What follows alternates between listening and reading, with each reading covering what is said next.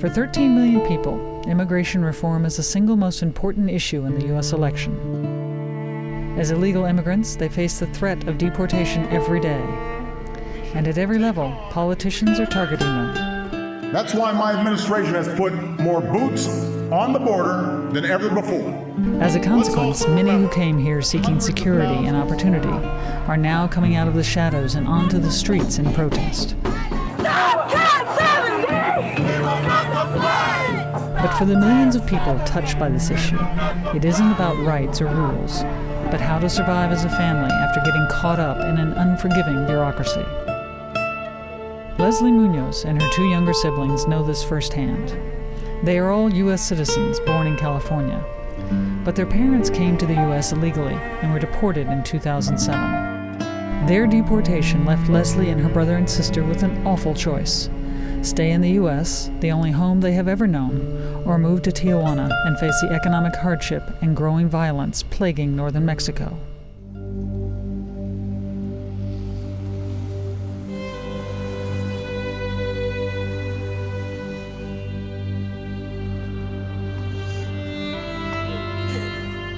This is a big day at school for my sister Adilene.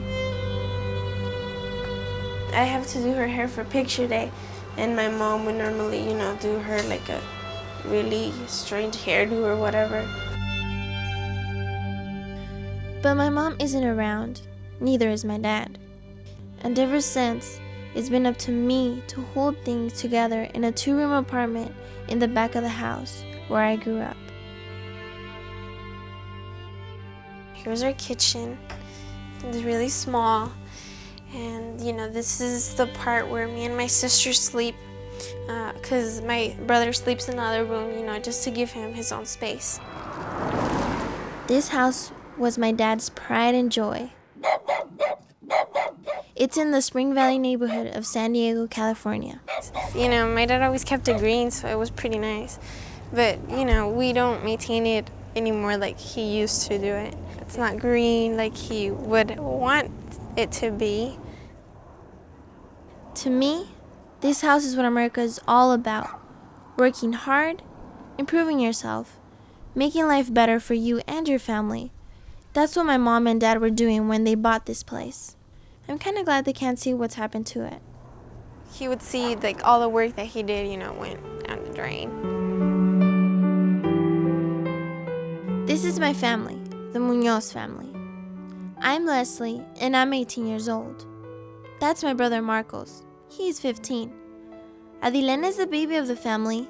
She's 10. My mom and dad are Ibu and Zulma. They're great parents, and we've always done everything together. My mom and dad are originally from Mexico, but about 20 years ago, they got a temporary permit to live in the U.S. My parents came into the U.S. Because before me they had another child, and he was diagnosed with leukemia. And in Mexico, they couldn't find what was wrong with him. They just said that he was just sick. My older brother Abel died, and my mom and dad found out they were expecting another child, me. What if I was sick? Could my parents find good health care for me in Mexico? So after their permit expired, they stayed, illegally. After me came my brother and sister. We were all born in the U.S., which makes us American citizens. My parents worked hard in America. Dad became an electrician. Mom did volunteer work at school. My brother got accepted to a prestigious school. I was an honor student. We were living the American dream, but in one day, it was gone. On February 22nd of 2007, around 6 to 7:30, immigration agents came into our home and took both of our parents. The whole nightmare started when my parents decided to go before an immigration judge and appeal for legal residency. The day that we left the courthouse, we and Marcos had to, testify, I guess, about our situation, and, we came out crying because that day was when the judge told us that it was denied. My family isn't the only one that has had their lives turned upside down by our own government. This is a corner rally. In Spanish it's known as Una Esquina de Resistencia, essentially where one of the human rights collectives decides to call to action a mini protest in order to denounce the increased presence of the Border Patrol, of ICE agents. It's a peaceful protest that includes families, because we know that those who are most affected by immigration raids are families. Family separation, and so this is the way to say we're not going to stand for that, and the families are going to be united. They're going to come together and they're going to protest the abuses that are taking place in their communities. What we see is when an ICE raid takes place, usually those who are being targeted are the parents who maybe had an immigration case at one point, filed the case in the courts and lost their case. What this then begins to create is a large societal separation in terms of families that are being separated, where children are left behind and their parents are deported to their home countries. My parents were forcibly evicted from the United States, leaving me and my siblings to take care of ourselves and try to hold on to our house. The judge told my dad that our house was worth a lot of money, and if he sold it, we could live well in Mexico. But I am an American citizen, so are my brother and my sister. This is our country, and we don't want to leave, and my parents don't want us to miss out on the opportunities we're entitled to as Americans. So we rented out our home and moved into the little apartment in the back of the house my dad had previously built. And it's been a struggle for me ever since, to try and keep from losing our home. And if there wasn't for this small room, I think, we'd be living in Tijuana, or because I couldn't even afford an apartment, I don't know where we would be living at. So I'm really thankful that we have this. At least we have something,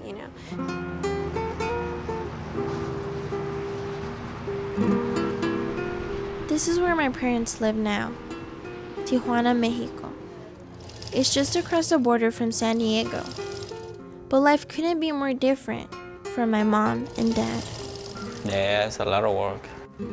In Mexico, my dad can't make anything close to the money he was making in the US. So he's had to look for ways to make money any way he can. Marcos helps out whenever he visits my parents. Well, every time that my dad brings wire out of from his work, leftover wire, so we can just take the copper out and sell it. After my parents were deported, Marcos ended up dropping out of the great school where he was doing so well. He now attends a charter school that allows him to visit my parents more often. This way, Marcos can help my mom and dad earn money they need to live on.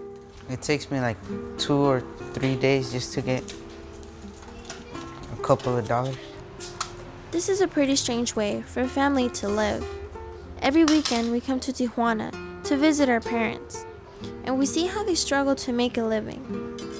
When they first came back to Mexico, they had to sell their wedding rings just to feed themselves. One of the ways my parents make money is selling food out of their kitchen. We make them the chips with cheese, so then when people want some, we just give them some nachos. My mom is a great cook, and everything she sells helps a little. 25. Since being deported, my parents have had to be pretty creative to get by. My parents started also selling old clothes that we used to have that doesn't fit us no more, and like once a week or twice a week she puts it on sale.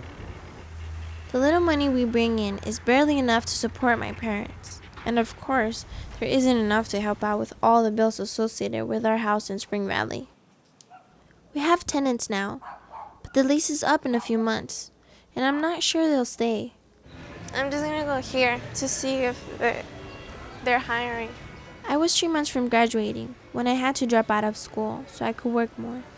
That broke my parents' hearts because education is so important to them. Excuse me, are you guys hiring right now? No, we're not. Okay, thank you. I would be the first one in my family to graduate, and it was a dream of my parents to see me do that. Well, I was actually really embarrassed, to admit that I didn't get to graduate. People think I did, and, I say yes because I'm actually really, really embarrassed. If my teachers were to know, I think they would be disappointed. Because I'm the oldest, I've had to be both mom and dad for my brother and sister. I didn't think I was going to be a mom at 18. And with 2 grown kids already. I've had help from relatives and government programs. That's the part I think is so stupid. Before my parents were deported, we were never on any kind of welfare. By getting rid of my parents, the government made us dependent on them. Bring your chin down just a little more. We didn't even have the money to pay for Lerena's school pictures. She was really upset when I told her she wouldn't have a class picture this year. All right, big smile. But someone helped us out with the money, so she's pretty happy today. Big smile, and you are done.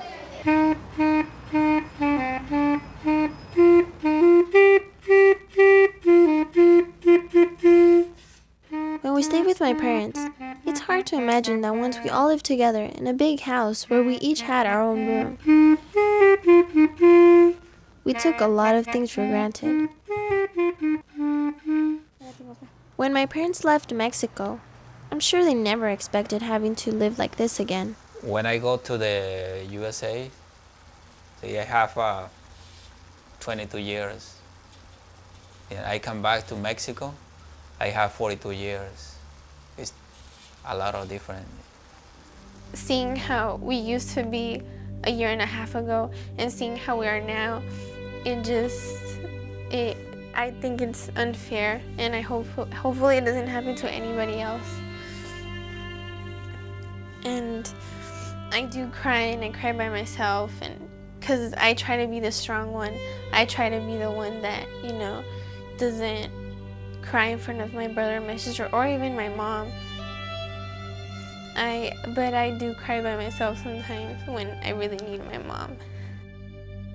Te damos las gracias por la vida que nos has dado y sobre todo. We've all shed a lot of tears, and we've prayed to be reunited as a real family back in the house in Spring Valley. We're still waiting for our prayers to be answered. Perdona nuestros errores que cometemos. Somos humanos imperfectos y cometemos errores a cada instante.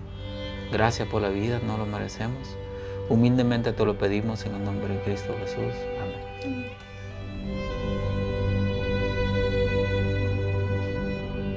When your parents live on the other side of an international border, getting there can take a while.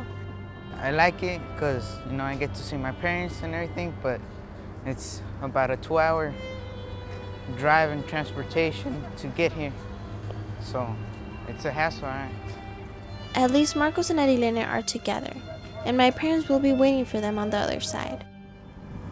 If I could, I would drive all of us to Mexico whenever we come to see Mom and Dad. But I haven't been able to keep up with the insurance payments on our car, and I'm not willing to break the law. It's just not how I was raised.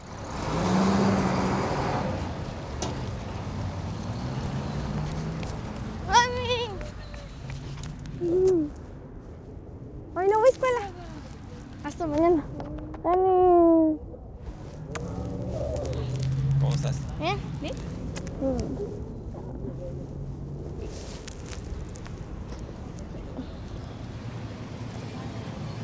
Tijuana is a dangerous city. In the past year, over 700 people have been murdered on the streets. And riding the bus at night scares me. Before my parents got deported, I never even used public transportation in San Diego. It's something my mother would never approve of. It'll be great to see my parents, but it won't be easy. I'm at a point where I don't know how much longer I can keep things together financially.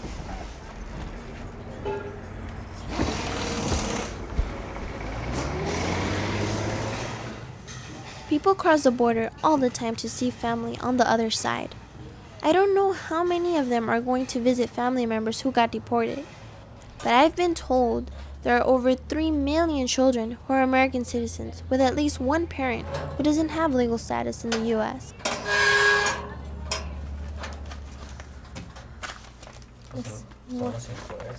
We've actually talked about whether my parents should sneak back across the border. But my dad doesn't want to break the law again. He wants to do things right. He wants to keep paying his American bills and taxes, even if he's not in the U.S. It's 1:13 and I have I'm going over the bills with my mom and dad. Which ones can wait? Which ones we have to pay right away? Dile que puros biles, ¿no? Nada de...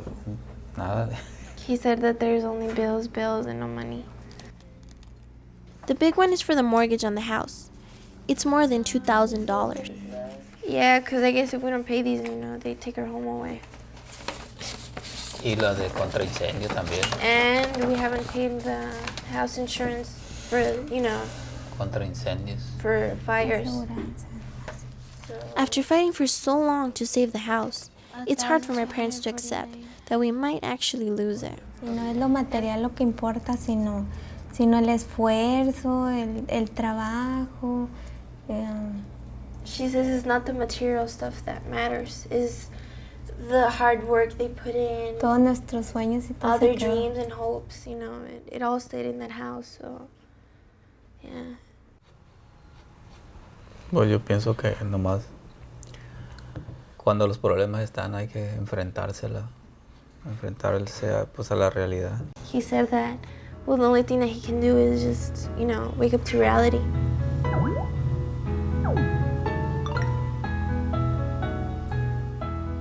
First time that my mom saw these pictures with the music on the background, it made her enter emotionally, so it made her cry because of the good memories.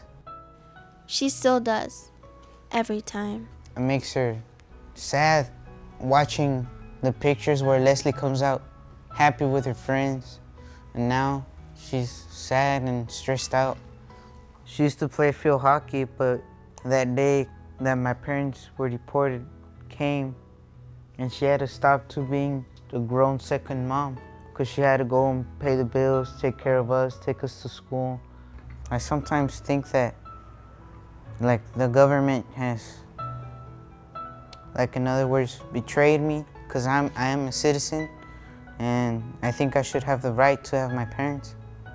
I understand that they deport people that are criminals, and that is, the law, and for me, that's fine. Deport criminals that are a threat to our country. But people who contribute to the country, people who pay their taxes, people who do good things, I don't think they should be deported, and that's what they did to my parents, and it was not fair. I have the right to be here. I'm a citizen. But if I lose my home, I would have to go live with my parents, and I don't want to. Sometimes I do just, get frustrated, mad, angry, probably all the emotions at the same time. Yeah. Unless something drastic changes, it seems like we will have to live like this for some time. The court order that deported my parents said they couldn't even apply to return to the U.S. for 10 years. Maybe a congressman or a senator could help us. Or maybe the new president will change immigration policies. At least for now, it doesn't look like we have many options. If we really have to wait 10 years before the government will take another look at our case, we'll be even less of a family than we are now. We don't have our family with us. Who's gonna show us our values and who's gonna raise us? It's only our parents, nobody else. I think of Adilene.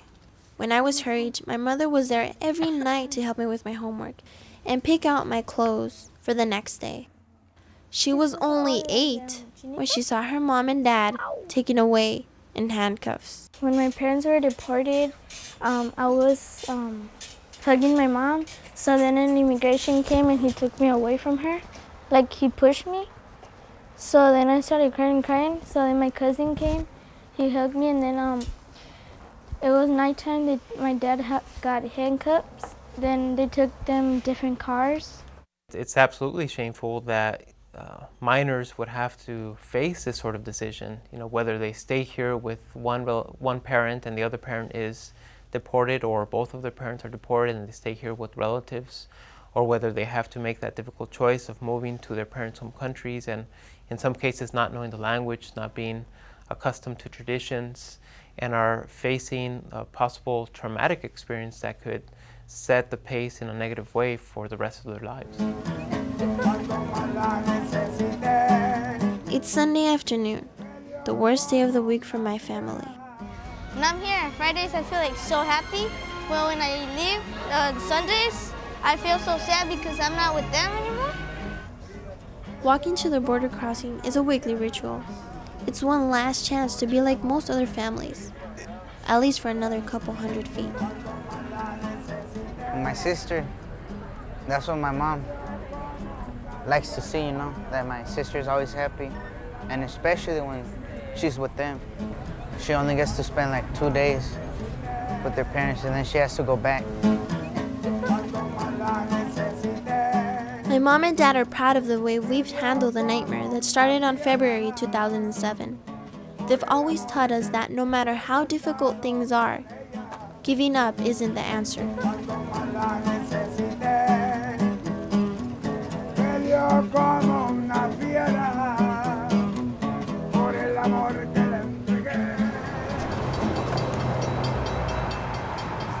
But this was America. Did you actually want people to be treated that way in America? So I'm back in school, If you're an American working to citizen? get my high school diploma. It hasn't been easy taking on another obligation. And what we did during World War II, we took Americans of Japanese descent and we took them away from their homes. But I'm glad to be back in the classroom, learning about the history of my country and how other citizens have struggled against injustice. These are human beings. A good portion of them were Americans. And because they were of Japanese descent, these are the things they did to them. They put them in horse stalls. A lot of Japanese Americans who went to the internment camps had to sell their homes for a fraction of what they were worth. I think I know how they must have felt, abandoned by their own government. And yet they were American citizens. And the government said that they were doing this for their own good. My parents may have stayed in the U.S. illegally, but they taught me that as an American, anything I can dream, I can achieve. My whole family is living proof of that. My dream is that someday the Munoz family will be together again, living the way a family is supposed to, together.